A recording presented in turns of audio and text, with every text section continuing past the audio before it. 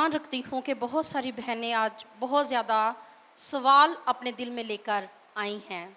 आज का जो टॉपिक है वो पेरेंट्स के हवाले से है। बच्चों की जिम्मेदारी जो है वो जो रिस्पॉन्सिबल हैं वो पेरेंट्स हैं, वालदैन हैं, माँ बाप है। क्योंकि खुदा ने जो ज़मीन पर वालदैन को जो है यहाँ पे रखा है ताकि वालदैन जो हैं अपने बच्चों की स्पिरिचुअली, उनकी फिज़िकली उनकी रहनुमाई कर सकें, उनकी मदद कर सकें, उनकी तरबियत कर सकें, उनको सिखा सकें। ये खुदा का ये बिब्लिकल जो है रूल है फॉर पेरेंट्स। माँ बाप जो हैं वो अपने बच्चों के ज़िम्मेदार हैं। माँ बाप जो हैं वो अपने बच्चों के रिस्पॉन्सिबल हैं कि उनकी तरबियत किस तरह पे किस तौर पर करनी चाहिए। मगर अफसोस के साथ ये कहना पड़ रहा है कि मॉडर्निज़म ने हमारी नस्लों को तबाह कर दिया है। माँ बाप चाहते हैं कि मेरा बच्चा सबसे बेस्ट नज़र आए, मगर माँ बाप ने कभी ये नहीं सोचा कि क्या मेरे बच्चे रूहानी तौर पर किस मुकाम पे हैं। क्या वो दुआ करते हैं, क्या वो बाइबल पढ़ते हैं, क्या वो गीत सुनने में इंटरेस्टेड हैं। इस बात के बारे में आज के पेरेंट्स जो हैं वो गाफिल हो चुके हुए हैं। मैंने देखा है कि बहुत सारी माएँ हैं, हम एवरी संडे हम अनाउंसमेंट करते हैं अपने बच्चों को संडे स्कूल भेजें, मगर हम गाफिल हैं। हम कहते हैं हमने शादी पे जाना है, हमने सालगिरह पर जाना है, हमने वो वाला फंक्शन अटेंड करना है, वो चाहे घर से 3 बजे निकल रहे हैं, मगर संडे स्कूल अपने बच्चों को नहीं भेजना। ये आज के पेरेंट्स की सबसे बड़ी मिस्टेक है कि वो अपने बच्चों को एजुकेट तो कर रहे हैं, फॉर्मल एजुकेशन तो दे रहे हैं, वो जिस्मानी तौर पर एजुकेशन में तो ग्रो कर रहे हैं, मगर रूहानी तौर पर उतना ही उनका किरदार नीचे गिरता जा रहा है। हमें खुदा का कलाम जो है वो सिखाता है कि इज़्ज़त और सरफराजी ना तो मशरिक से है ना मगरिब से है, बल्कि खुदा सरफराज करता है। आपकी एजुकेशन बहुत ज़रूरी है, बच्चों की एजुकेशन दिलवाना बहुत इम्पॉर्टेंट है, मगर याद रखें इसके साथ साथ ये भी ज़रूरी है कि आपके बच्चे जाने कि मेरा निजात दहिंदा कौन है, मेरे यीशु ने कैसे सलीब पर जान दी है। और आज हम इस बात को भूल चुके हुए हैं। बच्चे और वालदैन का जो बाहमी रिश्ता है वो खुदा और हमारे रिश्ते को जाहिर करता है। कौन से रिश्ते को? खुदा और हमारे रिश्ते को वो क्या करता है? जाहिर करता है। खुदा के कलाम में लिखा कि खुदा ने दुनिया से ऐसी मोहब्बत की कि अपना इकलौता बेटा बख्श दिया। वो हमसे मोहब्बत करता है और जो उस पर ईमान लाता है वो ही निजात पाएगा। और याद रखे उन्हीं को खुदा ने कहा कि वो मेरे बेटे और बेटियां हैं। जो बच्चों का और वालिदैन का बाहमी रिश्ता है वो खुदा और हमारे रिश्ते को जाहिर करता है। अभी हम में से बहुत सारी माएँ हैं और हम अपने बच्चे, जब हमारे बच्चे बीमार होते हैं हम दुआ करते हैं, हम खुदा से कहते हैं कि खुदावन ये बेटी तूने मुझे दी है, ये बेटा तूने मुझे दिया है, आप इसको शिफा बख्शिए। हम खुदा की हजूरी में आते हैं और खुदा शिफा बख्शता है। बरकत को देखें तो बहुत सारे पेरेंट्स हमें बाइबल में नज़र आते हैं जिन्होंने अपने बच्चों को बरकत दी, और उसमें हम देखते हैं सबसे पहले इब्राहिम आता है। इब्राहिम ने अपने बेटे इसहाक को बरकत दी, इसहाक ने फिर अपने बेटे याकूब को बरकत दी। हम देखते हैं यहाँ पे पेरेंट्स का जो रूल है, पेरेंट्स जो खुदा के कलाम को अपने बच्चों को सिखाते हैं और अपने बच्चों को कलाम के मुताबिक उनकी तरबियत करते हैं, तो फिर याद रखें वो बच्चे खुदा की राहों पर चलकर उसके नाम को जलाल देते हैं। जो कुछ पेरेंट्स करते हैं वही कुछ बच्चे भी करते हैं। आज अगर आप उनकी ज़िंदगियों में अच्छा बीज बोएंगे तो आप भी उसकी फसल भी आप अच्छी काटेंगे। आज हम अपने रहनुमाई के लिए खुदा के कलाम मुक़द्दस को देखेंगे। इस्तिस्ना की किताब उसका 6वां बाब और उसकी 4थी आयत मुक़द्दसा से लेकर 7वीं आयत मुक़द्दसा तक हम इसकी तलावत करेंगे।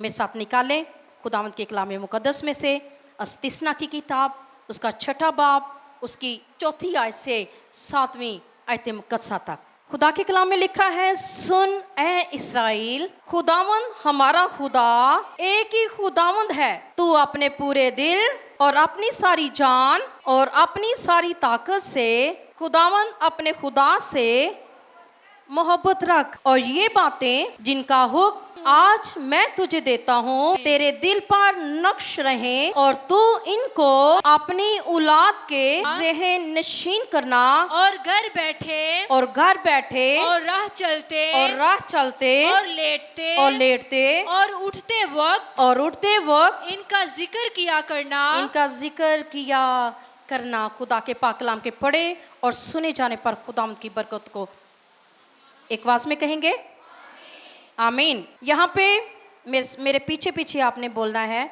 वो है, और ये बातें जिनका हुक्म मैं आज तुझे देता हूँ तेरे दिल पर नक्श हों, और तू इनको अपनी औलाद के ज़हन नशीन करना, और घर बैठे और राह चलते और लेटते और उठते वक्त इनका जिक्र किया करना। कैसे? घर बैठे, राह चलते, लेटते, उठते, बैठते, किसका जिक्र किया करना? जिनका मैंने तुम्हें हुक्म दिया है। इनको कैसे अपने ज़हन में रखना है? अपने दिल में नक्श नशीन कर लें, अपने दिल में इनको लिख लें। याद रखें, यहूदी औरतें जब अपने बच्चों को दूध पिलाया करती थीं तो वो दूध पिलाने के साथ साथ उनको सिखाया करती थीं कि ऐ मेरे बेटे, तू अपने पूरे दिल, अपनी पूरी जान, अपनी पूरी अक्ल से खुदावंद अपने खुदा से क्या कर? मोहब्बत रख। ये यहूदी औरतों को ये बताया गया था, उन्होंने अपनी माँ से सीखा था कि कैसे हमें अपने बच्चों को कलाम मुकद्दस को सिखाना है। कैसे जब हम सिखाएंगी तो ये कलाम उनकी हर राह में, उनके उठते, उनके बैठते, उनके चलते, जिस राह पर वो चलेंगे, ये उनकी रहनुमाई करेंगे।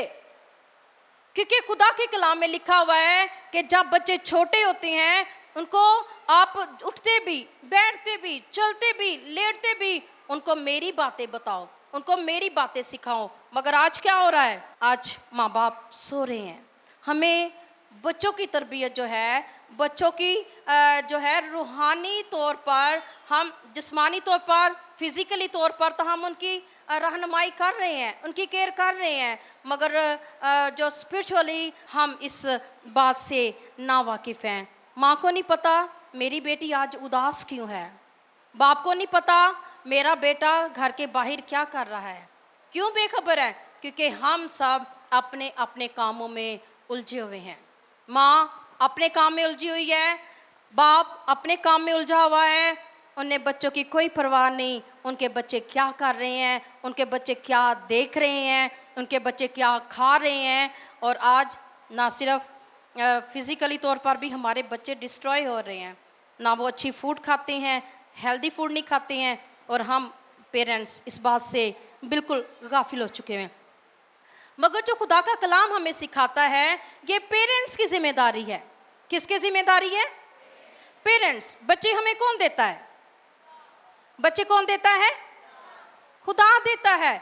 बच्चों की नेमत जो है ये खुदा की तरफ से है, और ज़मीन पर जो हमारा बच्चों का और वालिदैन का जो बाहमी रिश्ता है, ये खुदा और हमारे रिश्ते को जाहिर करता है।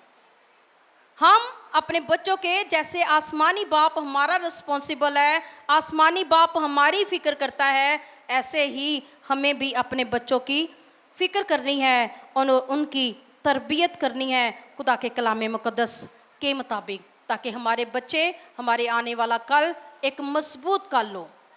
हमारे जैसे ये बहन कह रही थी यहाँ पे कि हम लोगों ने बचपन में ये गीत गाया, अब मेरे बच्चे गा रहे हैं। ये क्यों गा रहे हैं?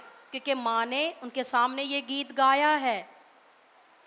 जब आप अपने बच्चों को बताएंगे कि बेटा 10 कमांडमेंट्स क्या हैं, जब आप बच्चों को बताएंगे कि यीशु मसीह ने सलीब पर कैसे अपनी जान दी है, जब आप अपने बच्चों को बताएंगे कि कैसे इस्राएलियों ने जो है मुल्क मिस्र की गुलामी में से रिहाई पाई है, कैसे मूसा ने जब वो छोटा बच्चा था तो खुदा ने उसे चुन लिया, कैसे दाऊद ने जब वो बहुत यंग एज में था तो वो खुदा की हमदो सना किया करता था, तो खुदा को वो पसंद आ गया। क्यों पसंद आ गया? क्योंकि वो किसकी परस्तिश किया करता था? वो खुदा की परस्तिश किया करता था। और ये सब कुछ उसने यकीनन अपने वालिदैन से ही सीखा होगा। वालिदैन की जिम्मेदारी बहुत ज़्यादा है। वालिदैन अभी होश में आए, वालिदैन केयरफुल हो जाएं अपने बच्चों के लिए। अगर आप चाहते हैं कि इस मॉडर्न इज़्म में रहकर, इस जदीद जो है दौर में रहकर वो अपने बच्चों को वो सिखा सकते हैं, तो मेरी अजीज़ बहन, आप पहला कतरा बने। आप अपने बच्चों को सिखाएं, आप अपने बच्चों को बताएं कि ड्रेसिंग कैसे करनी है, आपने दूसरों के साथ बातचीत कैसे करनी है, आपने अपने सीनियर्स के साथ कैसे बात करनी है, आपने दुआ कैसे करनी है, आपने कलाम कैसे पढ़ना है। कोई भी अपने माँ के पेट से सीख कर नहीं आता, ये पेरेंट्स ही सारी बातें अपने बच्चों को सिखाते हैं।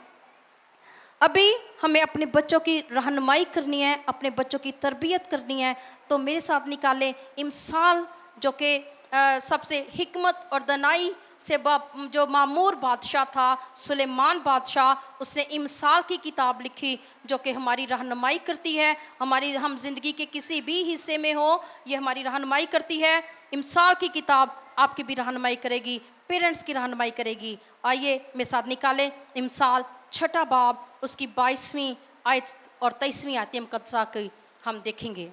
ये चलते वक्त तेरी राहबरी, ये चलते वक्त तेरी राहबरी, और सोते वक्त तेरी निगाहबानी, और सोते वक्त तेरी निगाहबानी, और जागते वक्त तुझसे बातें करेगी, तुझसे बातें करेगी।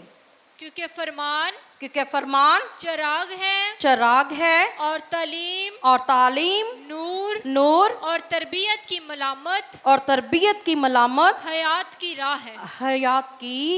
है। कौन सी? मलामत हयात की राह है। आज बच्चों को डांटा जाए तो कहा जाता है नहीं अभी ना डांटो इसे, ये तो छोटा है। हम आज के मॉडर्निज्म में, मुझे याद है कि हम बहुत छोटी होती थी तो हमारी मामा, हम जिस वक्त गलत काम करती थी ना, तो उसी टाइम में हमारी पिटाई शुरू हो जाती थी। अब माँ कहती है अच्छा कोई बात नहीं, अभी छोटा है ना, समझ जाएगा। बच्चा एक गाली निकालता है तो हंस के कहते हैं छोटा है ना, कोई बात नहीं, कहीं बाहर से सीख ली होगी। मगर मेरी अजीज़ बहन, हमें ज़रूरत है कि ये वो टाइम है जब हम उनकी क्या करें? तरबियत करें। क्या करें? जब आप मेरे साथ आप मुझे जवाब देंगी तो फिर मुझे पता होगा कि आप ध्यान से, आपकी सोच भी मेरे साथ मिली हुई है, आपके ख्याल भी मेरे साथ मिले हुए हैं, और हम मिलकर खुदा के कलाम को सीख रहे हैं। आपने जवाब देना है। हाँ जी, हमें क्या करनी है बच्चों की? कैसे करनी है? कलाम के मुताबिक, कलाम की सच्चाइयों के मुताबिक करनी है, ताकि हमारे बच्चे मजबूत पिलर बने, सच्चे खुदा के गवाह बने, ताकि वो अपने ख़ानदान घराने के लिए बरकत का बाइस हो। क्योंकि याद रखे, खुदा के कलाम में लिखा हुआ है कि ये चलते वक्त तेरी राहबरी, और सोते वक्त तेरी निगाहबानी, और जागते वक्त तुझसे बातें करें। जो तरबियत आप अपने बच्चों की करेंगे, वो तरबियत सोते जागते उठते बैठते उनकी रहनुमाई करेगी। और आगे लिखा हुआ है क्योंकि फरमान चिराग है और तालीम नूर, और तरबियत की मलामत हयात की राह है। हयात की राह है। याद रखें, खुदा के कलाम में लिखा हुआ है कि जो जान गुनाह करेगी सो मरेगी। इसका मतलब है वो जान जो खुदा की राह पर नहीं चली, जिसने खुदा को नहीं पहचाना, जिसने खुदा को नहीं जाना, वो मरेगी। मगर जो खुदा को जान लेते हैं, वो खुदा को अपना लेते हैं, खुदा की बातों को सुन लेते हैं और खुदा की बातों पर अमल करते हैं और उनकी राह कौन सी होगी? हयात की राह, जिंदगी की राह। हयात का मतलब है जिंदगी की राह। वालिदैन के बहुत सारे फ़राइज़ हैं जो हमें बच्चों को सिखाने हैं। सबसे पहला फ़र्ज़ है कि आप अपने बच्चों को टीच करें, आप अपने बच्चों को सिखाएं। आज हम सिखाते नहीं हैं। मेरा बेटा है, मैं उसे साथ लेके बैठती हूँ, मैं उसे कहती हूँ तुम बाइबल स्टडी करो। वो थोड़ी सी मस्ती करता है, नहीं मामा जी अभी नहीं, थोड़ी देर के बाद करूँगा। वो बहुत सारे मुश्किल अल्फाज हैं, वो नहीं पढ़ सकता। मैं उसकी रहनुमाई करती हूँ पढ़ने में। आप भी माएँ हैं, आप भी अपने बच्चों को आप सिखा सकती हैं, उन्हें बता सकती हैं कि बेटा ये लफ्ज़ ऐसे है, इसको ऐसे पढ़ो, इसकी अदायगी ऐसे करो।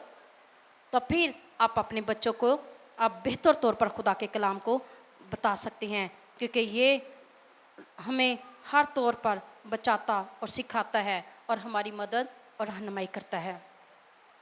हम देखते हैं कि हमें अपने ख़ानदान की being a mother, being a parents, हमें अपने ख़ानदान की ज़रूरियात को भी पूरा करना है। मेरे साथ निकालें दूसरा क्रंथियों। हम देखते हैं खुदा का कलाम इसके बारे में हमें क्या सिखाता है कि ख़ानदान की ज़रूरत को हमें कैसे पूरा करना है। दूसरा क्रंथियों 12वां बाब और उसकी 14वीं आयत मुकद्दसा को हम पढ़ेंगे। क्योंकि लड़कों को माँ बाप के लिए जमा करना नहीं चाहिए, बल्कि माँ बाप को लड़कों के लिए।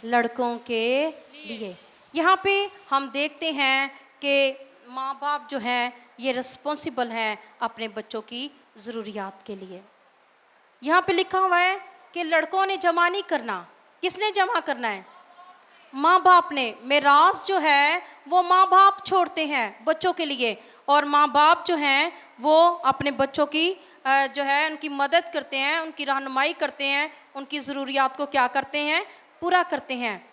आगे हम देखते हैं कि खुद हमें अपने बच्चों की जो तकदीस है वो अपने बच्चों को खुदा के पास लेके आना है। उनके हमने कैसे अपने बच्चों की तकदीस करनी है, इसके लिए हम देखते हैं अय्यूब पहला बाब और उसकी 5वीं आयत मुकद्दसा को, कि अय्यूब जो है वो कैसे अपने बच्चों की तकदीस किया करता था, उनको पाक किया करता था, उनकी रहनुमाई किया करता था। और यहाँ पे हम देखते हैं कि अय्यूब जो है वो अपने ख़ानदान के लिए रोल मॉडल बना है।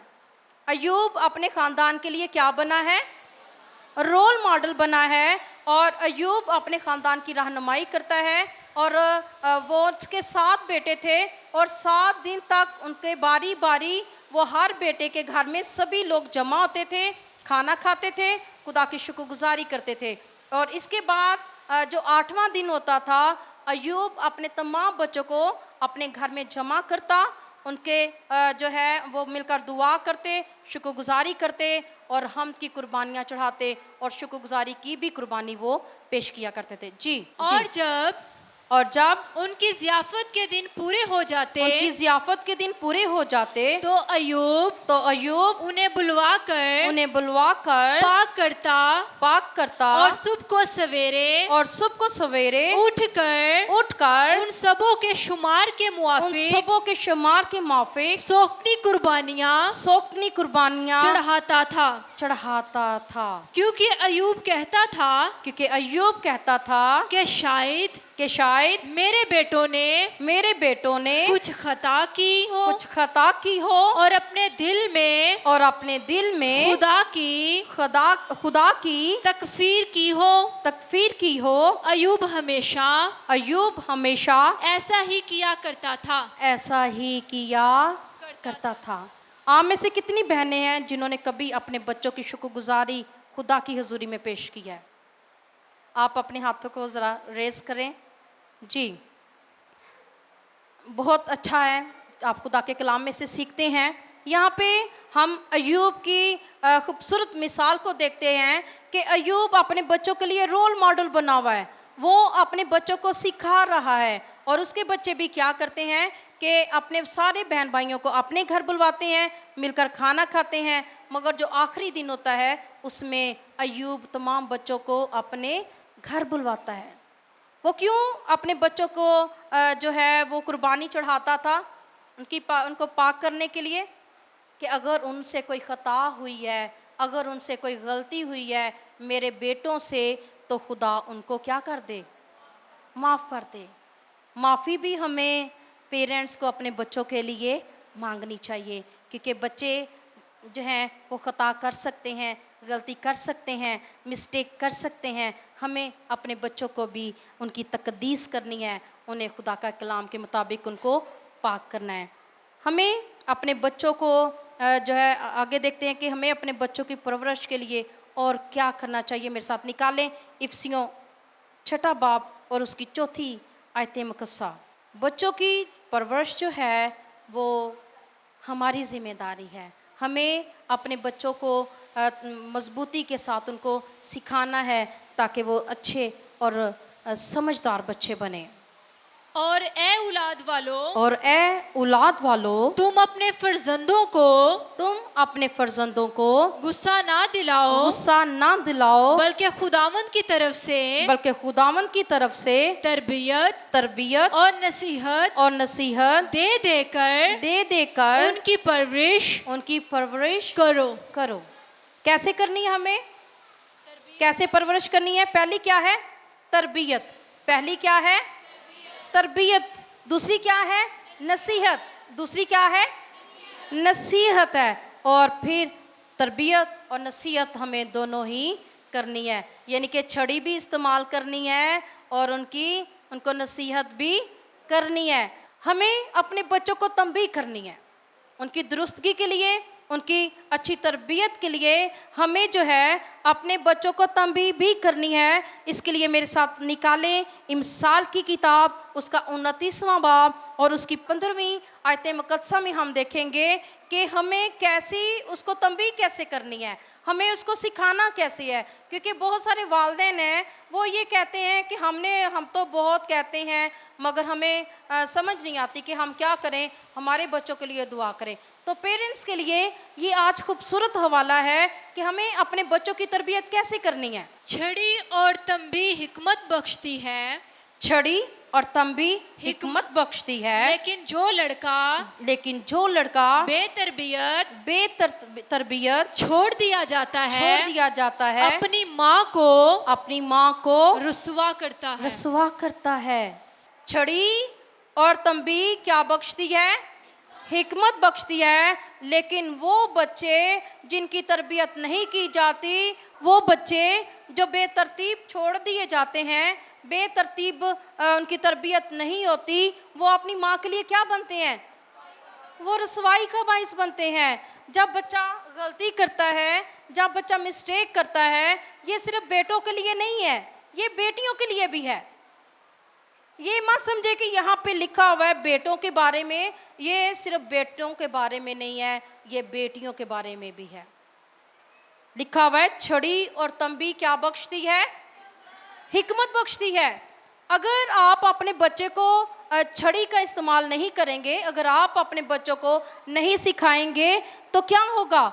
वो लड़का बेतरतीब जो है वो छोड़ दिया जाता है और वो फिर अपने माँ बाप के लिए रसवाई का बाइस बनता है, वो अपनी माँ के लिए रसवाई का बाइस बनता है। वो चाहे बेटी है, वो चाहे बेटा है, अगर उनकी तंबीह नहीं की जाती, अगर छड़ी का इस्तेमाल नहीं किया जाता, तो फिर याद रखें वो अपने माँ बाप के लिए दुख का बाइस होता है। अगर आप अपने बच्चों से प्यार करते हैं, अगर आप अपनी बेटियों से प्यार करते हैं, तो फिर याद रखें फिर आप उनको तंबीह करें। यहाँ पे पौलुस रसूल ने जो यूहन्ना आरफ का ये जो मुकाशफा है, यहाँ पे लिखा हुआ है कि मैं जिन को अजीज़ रखता हूँ उन सबको मलामत और तंबीह करता हूँ। किनको मलामत और तंबीह हो रही है? जिन को अजीज़ रखता हूँ। हमारे बच्चे हमारे अजीज़ हैं, हमारे बच्चे हमारे प्यारे हैं, हमारे बच्चे हमारी जान है, हमारे बच्चे हमारा आने वाला कल है। अगर आज हम उनको तंबीह नहीं करेंगे तो वो फिर याद रखें हमारे लिए दुख का बाइस होंगे। वो ना सिर्फ ख़ानदान घराने के लिए बल्कि कौम के लिए भी जो है वो दुख का बाइस होंगे। मैंने बहुत सारी बहनों को देखा परस्तिश करती हैं मगर वो गाने भी गाती हैं। एक ही मुंह से ना तो बरकत निकलती है और ना ही लानत। अगर लानत निकलती है तो फिर लानत ही निकलती है, बरकत निकलती है तो फिर बरकत ही निकलती है। हम दो प्यालों में नहीं पी सकते, हम दो कश्तियों के सवार नहीं हो सकते। याद रखें, जब हम खुदा की परस्तिश नहीं करते तो ऑटोमेटिकली हम इब्लीस के कब्जा में चले जाते हैं। जब हम खुदा की बातों को नहीं सीखते, जब हम खुदा के कलाम पर अमल नहीं करते, तो फिर याद रखें इब्लीस को आप खुद मौका दे रहे हैं कि वो आप पर और आपके ख़ानदानों पर अटैक करे, आपके बच्चों को कंट्रोल करे। हम ऑटोमेटिकली हम इब्लीस के कब्जा में चले जाते हैं। और ये बहुत ज़रूरी है, ये वालिदैन की रिस्पॉन्सिबिलिटी है कि वो खुदा के कलाम के मुताबिक अपने बच्चों की रहनुमाई करें, उनकी तरबियत करें, ताकि हमारे बच्चे जो हैं उनका कल खूबसूरत हो, हमारे बच्चे जो हैं वो खुदा के सच्चे गवाह बने, हमारे बच्चे जो हैं वो खुदा के साथ चलकर कौमों के लिए, उम्मतों के लिए, ख़ानदान के लिए, घराने के लिए बरकत का बाइस हो। जब हमारे बच्चे खुदा की राह पर चलेंगे तो फिर यकीनन हम और हमारे ख़ानदान जो हैं वो निजात पाएंगे। आप अपने बच्चों को खुदा के कलाम के मुताबिक उनकी तरबियत करें, उनको सिखाएं, उनको तंबीह करें, उनको नसीहत करें। आप अगर अपने बच्चों को जीतना चाहते हैं, उनके लिए दुआ करें, उनके लिए आप उनको खुदा की हजूरी में पेश करें, ताकि जब आप उनको नसीहत करें तो वो इस नसीहत को अपनी ज़िंदगी में कबूल करें। क्योंकि जब तक आपके बच्चे उसको अपनी ज़िंदगी में कबूल नहीं करते तो फिर याद रखें, हम जो हैं हमें खुदा के साथ हम उस तौर पर उनको तरबियत नहीं दे सकते जैसे खुदा हमसे चाहता है। हमें उसके लिए खुद भी नमूना बनना है। माँ बाप ने खुद भी क्या बनना है?